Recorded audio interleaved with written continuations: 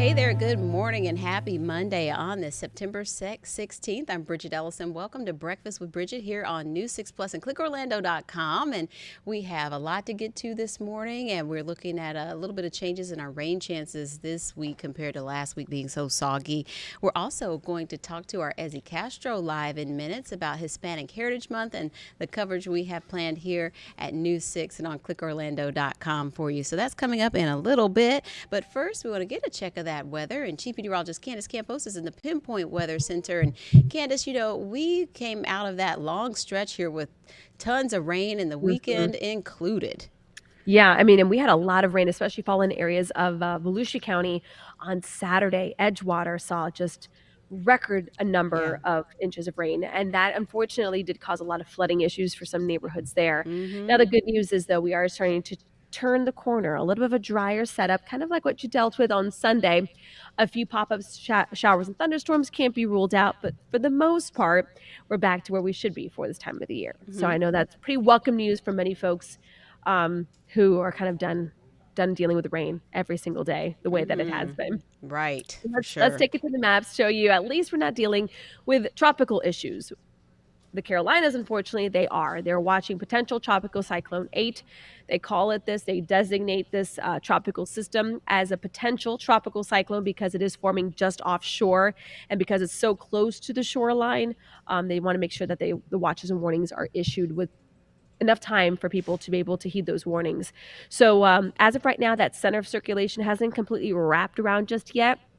Still will have that potential of doing so before it makes its landfall as into areas of South Carolina, bringing tropical moisture all the way up the eastern seaboard throughout the rest of the week. Now, wave heights on the backside of the system will continue to climb even for us here in Central Florida. And for that reason, we do have several coastal hazards to contend with. We have a coastal flood warning. This is for residents along the immediate coastline neighborhoods there. The combination of high tide as well as the rough surf could push water a little further inland than usual. Along with that, we have a high risk of rip currents, and for boaters, a small craft advisory would see is about 4 to 6 feet. So back here on land, clouds and rain, just showing mostly cloudy skies again today. A couple of little isolated pockets of some afternoon showers and thunderstorms favoring areas from I-4 towards the west, towards the east, towards the coastline, as the two sea breezes come together. Could have a couple rumbles of thunder as late as about 8-9 o'clock this evening. So as we take you here hour by hour, highs in the upper 80s to low 90s. About 90 degrees will be our high in Orlando, with rain chances at about a 40%. There's your official high, nearing 90 this afternoon, with the rain chances starting up at about 2 to 4.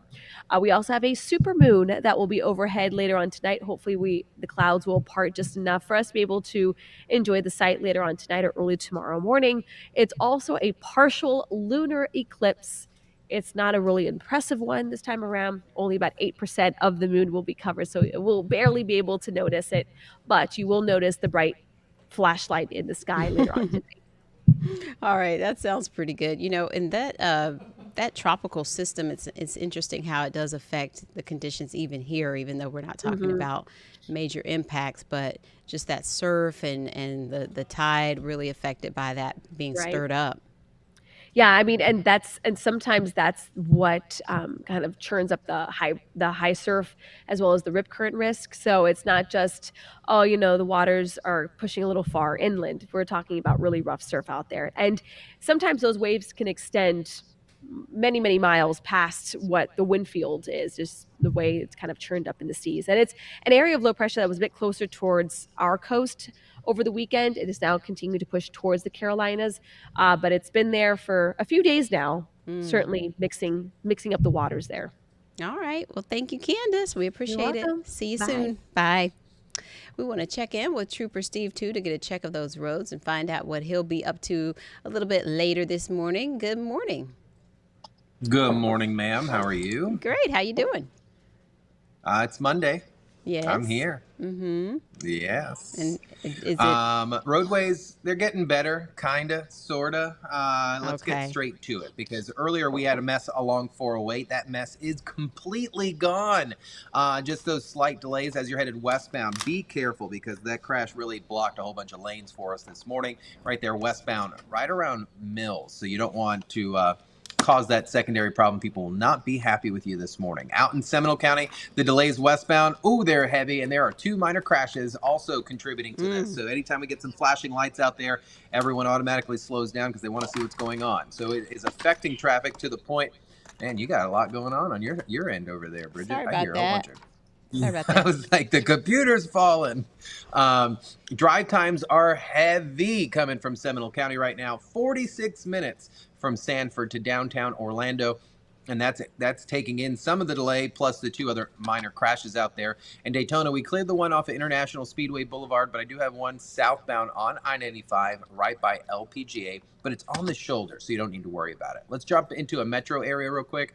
Down here, Florida Turnpike, we had a crash northbound at the 251, which puts you at State Road 417. Looks like they've cleared that out, but if we come a little further south, everything's in the red along Neptune and 192 there. So please be careful. Add some time to your commute. And then Pleasant Hill northbound, we are backed up almost towards Reeves Road with that one crash still hanging out by Horizon Middle School off of Hamround and Sepulveda Drive. Just shows our Mondays are always unpredictable. Fridays are always a little better for us, but just take it nice and easy. The rest of Central Florida doing pretty good. If we have any crashes, of course, we will let you know. I will be back out in Melbourne again today. So I'm going to be driving down, but I'm not going to be alone. I'm going to have Mike Ramsdell. He is a member of our creative services team. He's also someone you may have seen on our social media, Behind the Six. So they started to do some things that feature us behind the scenes, but awesome guy. And he's from Melbourne. So I was like, hey, do you want to come hop in the truck with me? And he's like, heck yeah. So we're just going to go down there. He's going to show me where all like the cool hot spots are, maybe some history. And that's going to happen at 10 a.m. at clickorlando.com. Well, that's going to be fun. I had no idea he was from Melbourne. So you'll get the insider scoop on everything. Absolutely. So that'll be a good time. I'm excited about that. Yeah, and so we hit the road in just a couple days. So we've really like sunk our teeth into everything Melbourne here lately. So it's gonna be. I'm trying to figure out if they're going to require me to be there Wednesday night. That's a drive. Well, yeah, it is. Yeah. And then to be back here Thursday morning. I don't know about all that. I may have to zoom into Squid Lips, and I'll just be like, "Hey guys, how's everything going?" kind of thing. We'll see what happens. We'll have to see what happens. All right, Trooper Steve. Well, we'll see you a little bit later at 10. See ya. Thanks. We have some news to get to, and of course, like I said, we have our Ezzy Castro with us this morning talking about Hispanic Heritage Month in a little bit. But first, the big news yesterday, this developing story, major questions after a second apparent assassination attempt on former President Donald Trump. This time it happened at his golf club here in Florida, and this was in Palm Beach County, and a suspected gunman was shot by a Secret Service agent, and our Mark Lehman is following the latest overnight developments and what investigators are saying about the man in custody. This morning, a man is in custody after what appears to be the second attempt to assassinate former President Trump in about 2 months. Secret Service agents saying they saw the muzzle of a high-powered rifle pointing towards the former president through shrubbery while he was on the course at his golf club in West Palm Beach. Our agents engaged. We are not sure right now if the individual was able to take a shot at our agents. The FBI arresting the suspect in a neighboring county after a witness reported his license plate number to police. He's been identified as 58-year-old Ryan Wesley Ruth, a former North Carolina resident now living in Hawaii. He was previously seen participating in protests against the war in Ukraine. Most interestingly has been his continual postings about efforts to recruit fighters to go to the Ukraine. Arrest records suggest Ruth has a history with firearms and law enforcement run-ins. Officials say investigators recovered an AK-47 style rifle and a camera from the scene of yesterday's apparent assassination attempt. And there's also a GoPro on the fence there where he was intent on filming what was going on. And we'll continue to keep you updated on the investigation as our day moves along here. Now we want to come back to here locally in Central Florida. Oviedo mobility fees have been in the headlines, and in a matter of hours, there's a key vote expected in Oviedo on this. It could have a major impact on those looking to build new homes and businesses in that area. Leaders are set to decide on whether to implement a new mobility fee, which the mayor says is part of a broader plan to manage the growth and infrastructure around Oviedo. It will replace traditional road impact fees and fund other transportation projects. And if passed, the new mobility fee would cost developers more to build homes by $2,700 and more for new businesses. So we will let you know what happens there. And now back to Melbourne. We talked about how we're hitting the road on the 18th, and we've had extended coverage of what's happening around Melbourne, the people, places, and things that we wanted to highlight for you and spotlight for you there. And so if you haven't heard, the U-Haul's latest mitigation trend study that the Palm Bay, Melbourne area is actually one of the fastest growing spots in the state. So News 6's Justin Wormuth decided to dig in and find out what makes that area so special. Again, this is all will be redeveloped. When Mayor Paul Alfrey looks over Melbourne, he sees a city on the rise. Years ago, we were called Melboring. There was nothing to do. There was no good job. So when you grew up, you kind of moved away from here. Alfrey is Harbor City, born and raised. We met up with him at Pineapple's restaurant to talk about how his once sleepy town is now part of one of the fastest growing regions in the country. You see a lot of people moving here because they like the weather, they like the beaches, they like the small town feel, but they like to be close to Orlando or 3 hours away from Miami. So it's a really good place to live. The boom happening at Melbourne Orlando International Airport is another catalyst. Its growing campus of aerospace, defense, and manufacturing companies draws more than 20,000 employees to MLB every single day. You see the L3 Harris, and you see Grumman, and all those. They're good paying, high paying jobs. And we have so many young engineers looking for places to live. They're looking for places to shop, places to eat. Capitalizing on Brightline's growing popularity is something else Alfrey has his eyes on. Of course, the high-speed trains already roll through Melbourne, but could a stop be in the city's future? I foresee one in the future at our airport. We are the economic hub of Brevard County. Why wouldn't you have one here? Justin Wormuth getting results, News 6. And so we will be at Squid Lips on September 18th for our Hit the Road series. We hope you'll join us at Squid Lips on Pineapple Avenue Wednesday, 4 p.m. to 7 p.m. We hope to see you there. It should be a really fun time. We're going to take a quick break, and we'll be right back with Ezzy Castro live to talk to us about Hispanic Heritage Month coverage here at News 6. Welcome back. It is Hispanic Heritage Month. It started on the 15th, which was yesterday, and it goes until October 15th. And so this morning we want to highlight Hispanic Heritage Month and talk a little about the history as well as the coverage here at News 6 that we're planning and working on right now. And so News 6's Ezzy Castro is standing by. And are you in Oviedo, Ezzy? I forgot where you were this morning. Good morning. Good morning. Yeah, we are in Oviedo, and I gotta say a big thank you to First Watch in Oviedo because they're caffeinating me this morning. Oh, nice. So cheers. Yes, First Watch, yum. Well, I'm glad you had a chance to grab something in between the morning show to now. So, and you're working on some things for Hispanic Heritage Month, and it's something that's very personal to you as well. It always is. It's great because, this is the opportunity to really highlight some of the leaders, some of the people that work in our community, business owners. Definitely, I love this time of year because I do get that opportunity to meet these folks and tell their story and learn about them and to see what it is that they do and how they got to this country, how their families got to this country.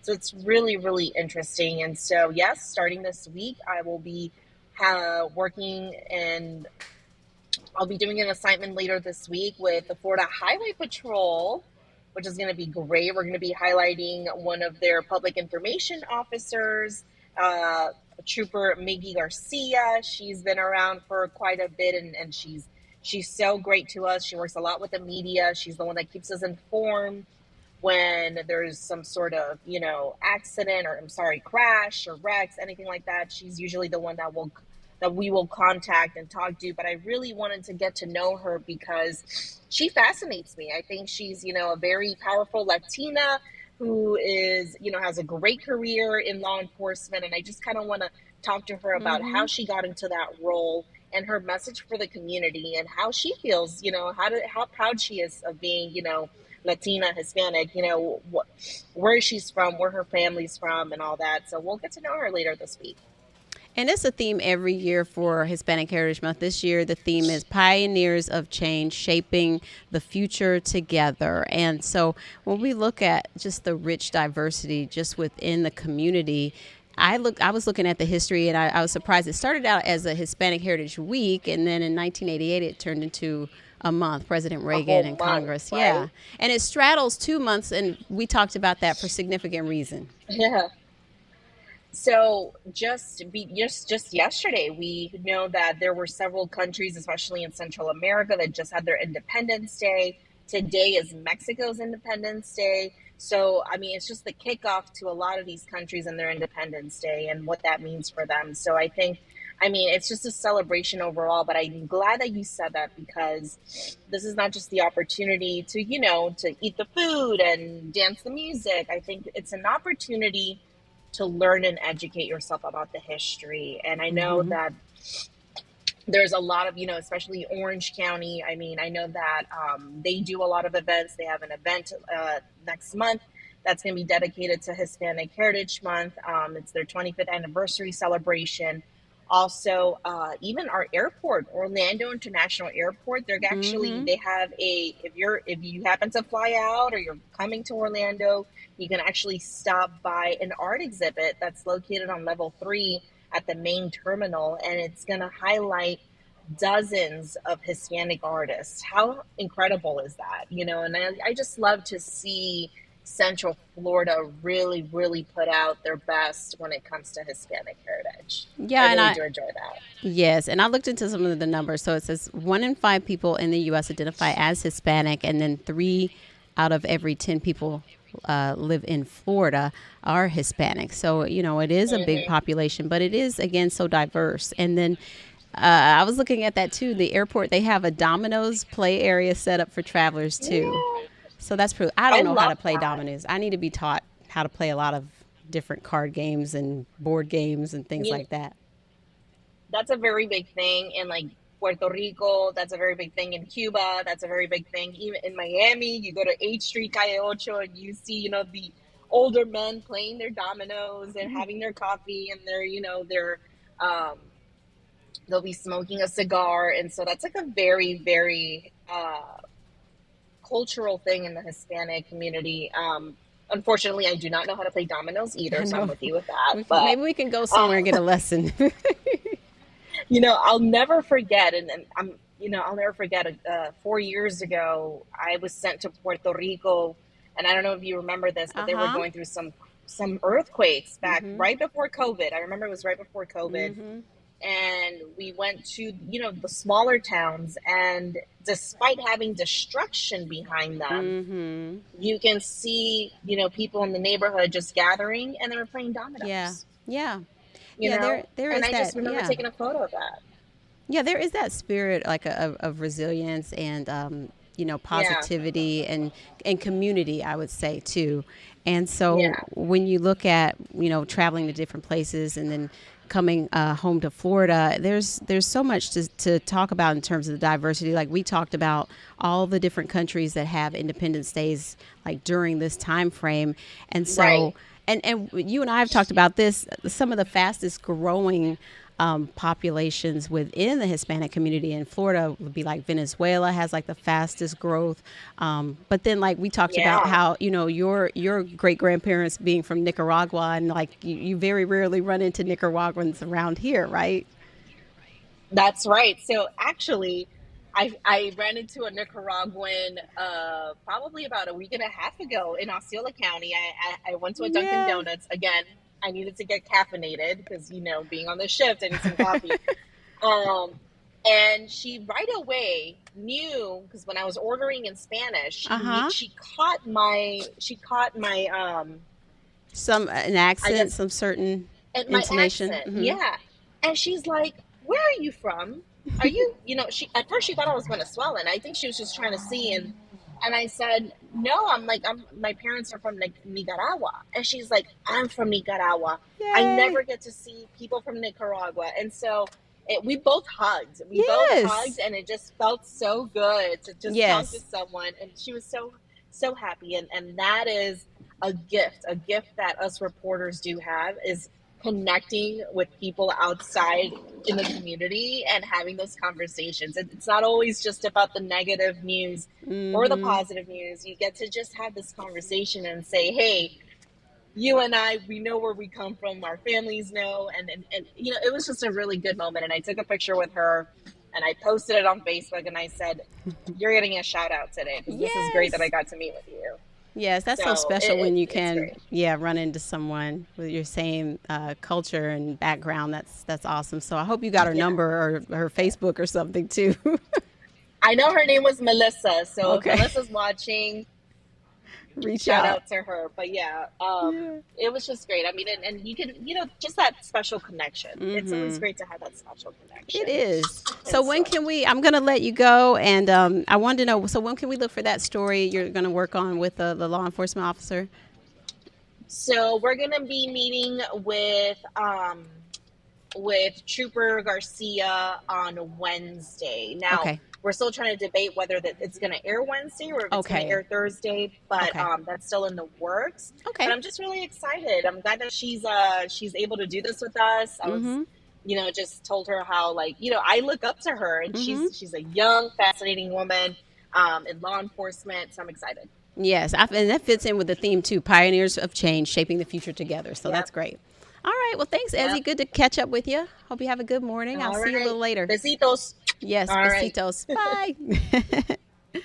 So you can look for those stories. And we also want to see how you celebrate Hispanic Heritage Month. You can always pin photos on our Pin It page or through our app. Just check that out and share your photos with us. Maybe it's food, maybe it's a gathering or an event, but show us how you're celebrating. We'd love to see it, and maybe you'll see those photos on some of our later broadcasts. So we want to take you to Crayola Experience. Our Emily McLeod has a story about an organization called A Kid Again and some of the great things happening out there at Crayola Experience. Good morning. Welcome, welcome. We're excited you're here. A Kid Again partnered with the Crayola Experience to give kids with different medical conditions and their families a day to just have fun and enjoy the day together by doing different activities like making their own crayons. Are you going to make a crayon? Yeah, I think we are. Ann Anderson says she was excited to bring her daughter James to the Crayola Experience with A Kid Again. Do you like that one with the hearts, James? Yeah. The organization serves children with life-threatening conditions and their families. To come here and to be a family and have fun.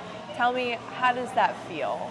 It feels amazing. I was super excited to bring her today, and that's right, and just have fun. Yeah. Just be a kid and not be doing those things that, you know, we do like throughout the week, all the therapies and stuff like that. Jeffrey Brown was also with his family on Sunday. He says events like this offer his son Nathan the opportunity to connect and engage with others. You know, these events that offer opportunities for Nathan, who has a pretty significant neurodevelopment disorder, to interact with and do things are really great. Yeah. How does it feel to be able to just come out as a family and enjoy this and have fun together? It's great. Like I said, you know, any activities where he can be included along with everybody else, despite kind of his disability, is enjoyable. Jen Coma is the Chief Operating Officer for the National Office of A Kid Again. Hey, you excited for the day? Awesome. She says their organization is unique because not only do they serve kids with life-threatening illnesses, but their immediate families too. When a family is going through a difficult medical journey, it isn't just the ill child, it is the parents and it's the siblings. And so being able to not think about that next hospital visit or doctor's appointment is really powerful, where they just get to come together, meet other families that are going through similar medical journeys, and just have fun. To learn more about A Kid Again and the group's resources, you can head to our website, clickorlando.com. In Orange County, Emily McLeod, Getting Results, News 6. I love that.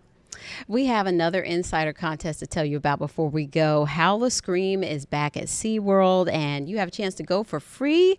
And they have 4 all-new haunted houses, scare zones, and immersive bars. Insiders have a chance to win a 4-pack of tickets. Go to clickorlando.com/insider. Fill out the form. You can enter as many times as you want before we pick 2 winners on September 30th. And as always, it's free to join the Insider program and enter those contests. So good luck with that. And that's going to do it for us. We'll see you back here at 7:30 for more breakfast tomorrow. And I'll see you later today at noon. Take care.